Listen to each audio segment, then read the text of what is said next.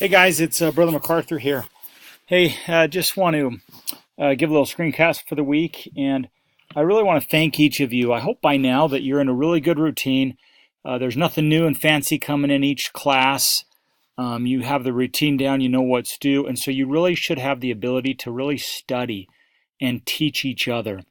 I'm really impressed with your discussions, your questions, and how you teach each other, and I really hope that you're learning.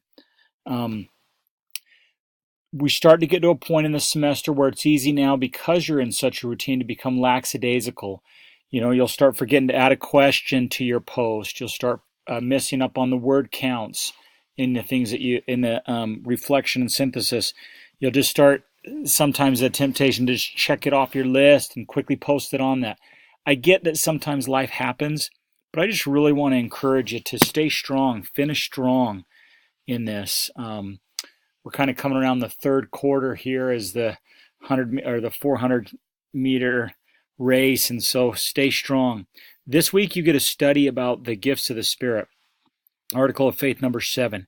I'm really excited for you. In fact, as you get down, let me get into study assignment here, and the two different things that you get to study. The place of gifts of the Spirit. You're going to really enjoy this read. It's fascinating. And then gifts of the Spirit in disciples' lives. I think it's important to remember and to know God is a God of miracles. And each person in his church, in the world, he's given a gift.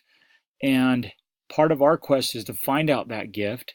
We make up the body of Christ and to go, here's my gift, so I want to use it to help bless the lives of other people, be that my family or in my calling or something else. Sometimes it's easy to look left and right and compare, but comparison is the thief of joy. And so don't compare other people's gifts to you. God's made you unique. You're who you are. And so have faith and trust in that. And anyway, hope you can find some of that out this week. Have a great week, students. Thanks for all you're doing.